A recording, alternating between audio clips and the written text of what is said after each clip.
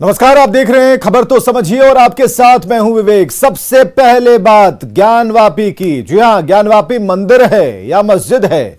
ज्ञानवापी के तहखाने में क्या है और क्या तहखाने में छुपा है कुछ बड़ा राज?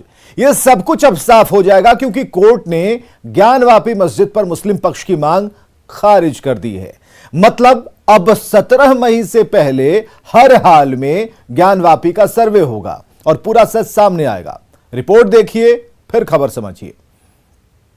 सर्वे जारी, नहीं डालेगा कोई अड़ंगा। कोई अगर हिला हवाली करता है, कमीशन कार्रवाई में अनुपस्थित रहता है तो भी कमीशन कार्रवाई होगी और कमीशन कार्रवाई में यदि कोई विरोध करता है उस पर एफआईआर दर्ज होगा, मुकदमे किए जाएंगे। सर्वे में अड़ंगा तो चलेगा कोर्ट का डंडा। या ताला खोल करके, ताला तोड़ करके कमीशन कार्रवाई का आदेश मिल गया। नहीं हटेंगे court commissioner Ajay Mishra. Court ने आज फैसला बड़ा स्पष्ट दे दिया कि अजय कुमार मिश्रा कमिश्नर नहीं बदले जाएंगे। अजय कुमार मिश्रा के साथ विशाल सिंह भी कमिश्नर लगाए गए। धर्म युद्ध पर कोर्ट क्रुद्ध।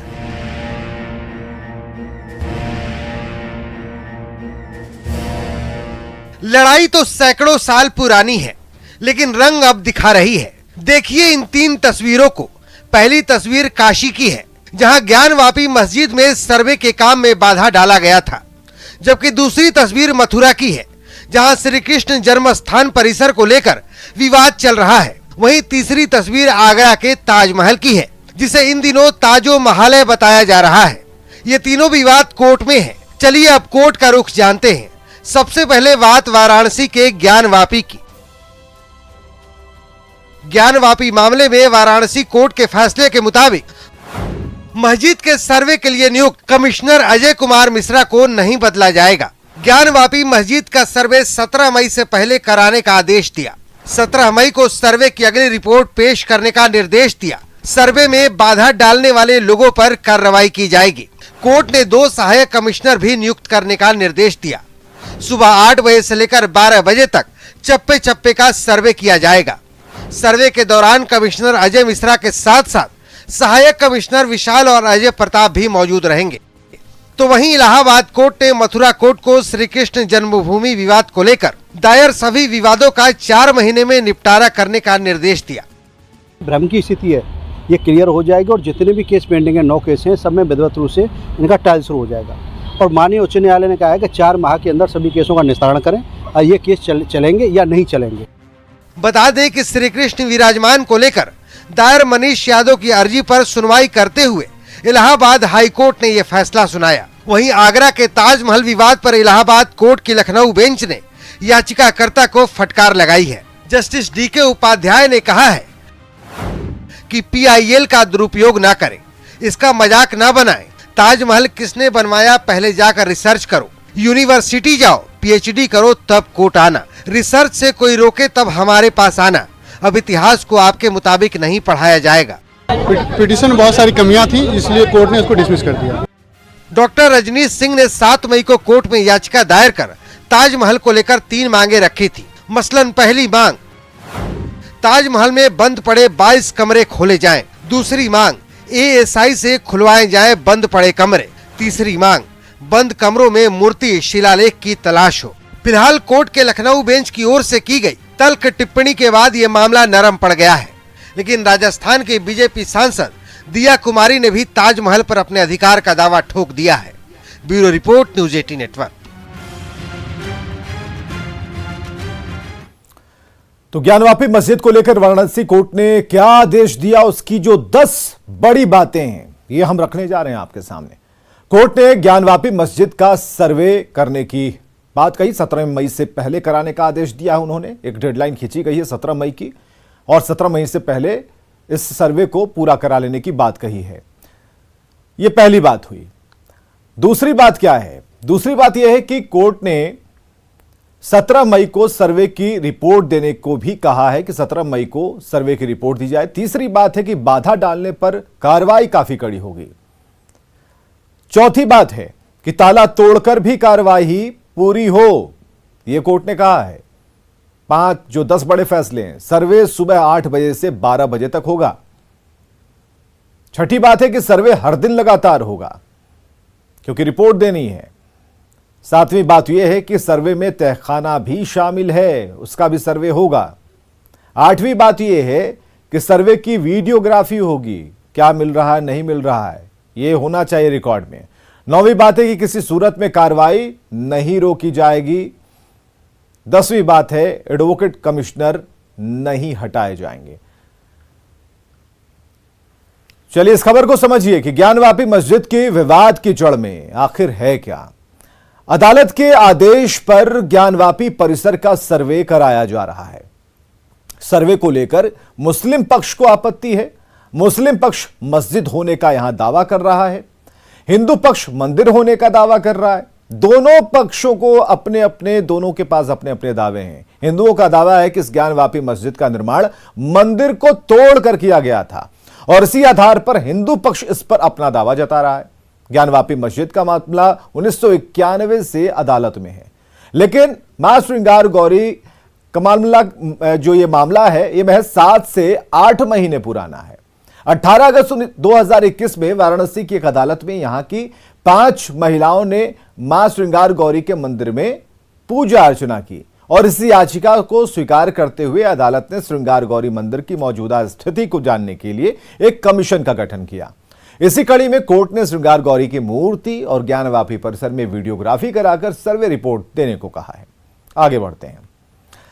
चलिए एक जो बड़ी खबर है उसकी तरफ हम जरा रुक कर करेंगे। ज्ञानवापी का जो मसला चल रहा है उस पर जो 10 बिंदु हैं, कोर्ट ने क्या कहा यह बताया। इस खबर को आपने समझने की कोशिश की, अच्छी बात है। लेकिन अगली जो खबर है वो बड़ी है।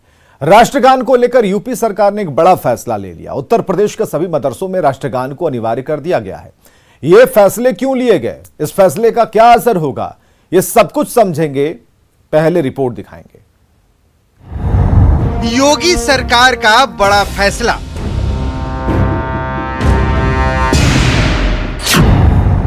यूपी के मदरसों में राष्ट्रगान जरूरी।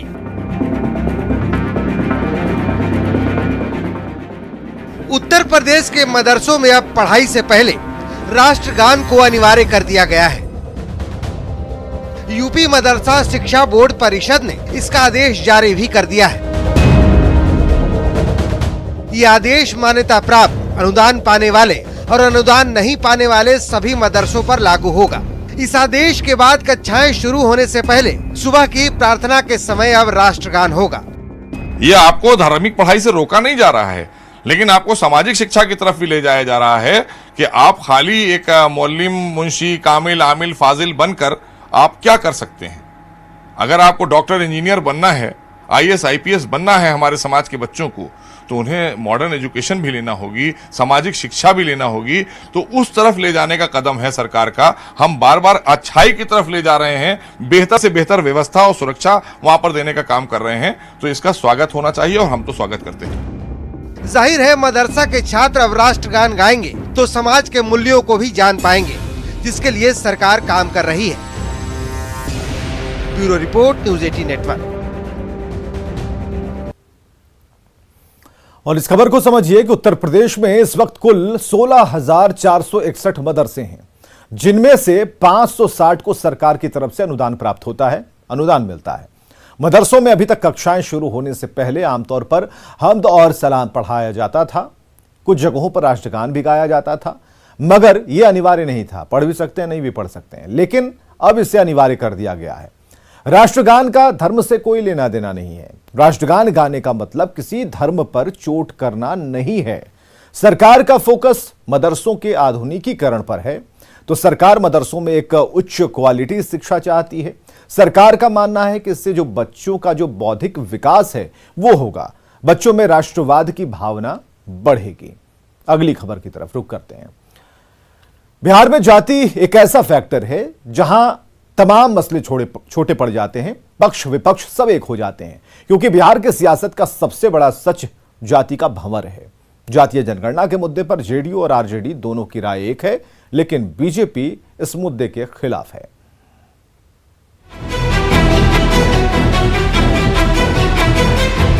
पिछले 20 दिनों में नीतीश कुमार और तेजस्वी यादव की 3 बार मुलाकात हुई।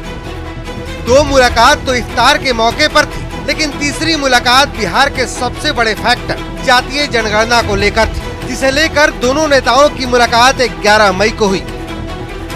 तेजस्वी के अल्टीमेटम पर सीएम नीतीश कुमार ने फौरन एक्शन लिया और तेजस्वी के अल्टीमेटम वाले बयान के बाद सीएम ने 26 घंटे में ही उन्हें मिलने के लिए बुला लिया। मुलाकात के बाद तेजस्वी ने फिलहाल पैदल यात्रा का प्लान भी टाल दिया। मुख्यमंत्री जब कह रहे हैं कि वो कराएंगे और जल्दी ही एक मीटिंग बुलाई जाएगी जिसमें सब लोगों की राय दी जाएगी, ये बात तो उन्होंने फिर हमको कहा है, लेकिन हमारे पास जब मिलने का समय हमको दिया है, अब जब आश्वस्त किए हैं तो यही बात है कि इंतजार करेंगे। अगर इंतजार करना होता, टालना होता तो मिलने का समय। आरजेडी और जेडीयू भले ही जातीय जनगणना पर एक राय रखते हो, लेकिन बीजेपी का स्टैंड जातीय जनगणना को लेकर बिल्कुल साफ भी है और इसके खिलाफ भी है। भारत सरकार की पॉलिसी बिल्कुल क्लियर है और प्रदेश उड़ीसा ने भी कराया है, तेलंगाना ने भी कराया है, कर्नाटका ने भी कराया है। उनके लाभों का एक बार जरूर अध्ययन कर लेना चाहिए। केवल बोलने से काम नहीं चलता है, वो लाभ दिखाएं, बताएं, हमें भी थोड़ी सी जानकारी बढ़ेगी। दरअसल 23 अगस्त 2021 को जातीय जनगणना के मुद्दे पर दिल्ली में मुख्यमंत्री नीतीश कुमार, तेजस्वी यादव समेत कुल 11 नेताओं के प्रतिनिधि मंडल ने प्रधानमंत्री नरेंद्र मोदी से मुलाकात की थी। उस मुलाकात के 9 महीने बाद एक बार फिर सियासत गर्म है। दिल्ली से न्यूज 18 के लिए अमितेश कुमार के साथ पटना से रवि एस नारायण की रिपोर्ट। तो खबर तो समझिए कि केंद्र सरकार जातीय जनगणना से कतरा क्यों रही है। जातीय जनगणना से जातिवाद को बढ़ावा मिलेगा, इसलिए कतरा रही है कि जातीय जनगणना कराने के बाद जातिवाद को और भी बढ़ावा मिलेगा। क्षेत्रीय दल आंकड़ों का एक गलत इस्तेमाल करेंगे। खासकर बिहार और उत्तर प्रदेश जैसे राज्यों में लालू और नीतीश एक दूसरे के यहां धुर विरोधी हैं, लेकिन जातीय जनगणना के मुद्दे पर दोनों एक हैं, क्योंकि बिहार में जो जाति का जो फैक्टर है वो बहुत बड़ा है। विधानमंडल से 2 बार जातिगत जनगणना को लेकर प्रस्ताव पारित हो चुका है। 18 फरवरी 2019 को पहली बार प्रस्ताव पारित हुआ था, जबकि दूसरी बार 27 फरवरी 2020 को सर्वसम्मति से यह प्रस्ताव पारित किया जा चुका है। अब कर्नाटक मॉडल पर जनगणना की मांग हो रही है। 2015 में सिद्धरामैया के नेतृत्व वाली कांग्रेस सरकार ने सामाजिक, आर्थिक और शिक्षा सर्वेक्षण करवाया था, जिसे सियासी गलियारे में जाति जनगणना का नाम दिया जाता है। सर्वेक्षण कराया, लेकिन उसके परिणाम सार्वजनिक नहीं किए गए। सरकार ने इसके लिए 162 करोड़ रुपए खर्च किए थे। आगे बढ़ते हैं। नीतीश कुमार को पटना की चिंता सता रही है। बारिश के मौसम में पटना फिर से नरक न बन जाए, इसलिए नीतीश कुमार ने अचानक संप हाउस का निरीक्षण करना मुनासिब समझा। तैयारियों को देखा, अधिकारियों को निर्देश दिया। ये नारकीय स्थिति कहीं और की नहीं, बल्कि बिहार की राजधानी पटना की है। पटना की सड़कों को संवारने के नाम पर शहर की हालत नर्क जैसी बना दी गई है। सरकारी योजनाओं ने ही पटना की सड़कों का बुरा हाल कर दिया है। नमामि गंगे परियोजना के तहत महीनों पहले सड़कों की खुदाई की गई थी, लेकिन उसे भरा नहीं गया। अब अधूरे काम की वजह से सड़क पर कचरा, कीचड़ और गंदगी का अंबार लगा हुआ है। पैदल चलने की तो छोड़िए, बाइक से चलना भी मुश्किल है। अब सोचिए जरा, मई के शुरू में ही ये हाल है तो जून जुलाई में क्या होगा? क्या होगा जब जमकर बारिश होगी? क्या होगा अगर गंगा में उफान आ जाए? क्या एक बार फिर नर्क बनने वाला है पटना? पटना का ये हाल अधिकारियों को नहीं दिखता, लेकिन इस बात की चिंता सीएम नीतीश कुमार को है। तभी तो नीतीश कुमार अचानक पटना के कई संप हाउस का निरीक्षण करने निकल पड़े। संप हाउस की तैयारियों को देखा और जहां जहां सड़कों को खोदकर छोड़ दिया गया है, उसे तत्काल ठीक करने के निर्देश दिए। बरसात अब होने वाला है ना कुछ समय के बाद, जून के बाद से, तो इसलिए उसको देखते हुए एक बार तो आप जानते ही हैं 19 में कितना खतरनाक स्थिति, तो उसी समय सब जो तय किया गया उसी के आधार पर काम हो रहा था। आज बंद किया कि जरा देख लें, तो वही काम सब जहां हो रहा वही देखने आ गए। वही जाएगा जैसा बता रहे हैं, इसका भी काम पूरा हो जाएगा। सवाल है कि सीएम को पटना की चिंता है, पटना के लोगों की चिंता है, लेकिन जिन अधिकारियों के जिम्मे सड़कों के गड्ढे भरने और नालों की सफाई की जिम्मेदारी है, वो अपने काम की चिंता क्यों नहीं करते? पटना से न्यूज 18 के लिए अमित कुमार के साथ आनंद अमृत राज की रिपोर्ट। चलिए इस खबर को भी समझते हैं कि जून में मानसून बिहार पहुंच जाता है तो जून के बाद तेज बारिश होने लगती है। बारिश इतनी होती है कि झमाझम होती है और जलजमाव की स्थिति उत्पन्न हो जाती है। हल्की बारिश होने पर भी कई इलाकों में जलजमाव की स्थिति हो जाती है। भारी बारिश के बाद लगभग पूरा पटना बेहाल हो जाता है, तितर बितर हो जाता है। पटना के कई मोहल्ले जलमग्न हो जाते हैं। लोगों को दिन भर अपने घरों से पानी निकालना पड़ता है। कीचड़ और गंदगी वाले पानी से होकर गुजरना पड़ता है। लिहाजा नीतीश कुमार अभी से ही अलर्ट मोड में हैं। तो ये छोटी सी खबर थी, लेकिन अब इस सबके लिए बहुत बड़ी खबर है, क्योंकि बारिश जब होगी तो पटना परेशान होगा और इससे निपटने के लिए मुख्यमंत्री ने अपनी चिंता जाहिर कर दी है। खबरें लगातार जारी हैं।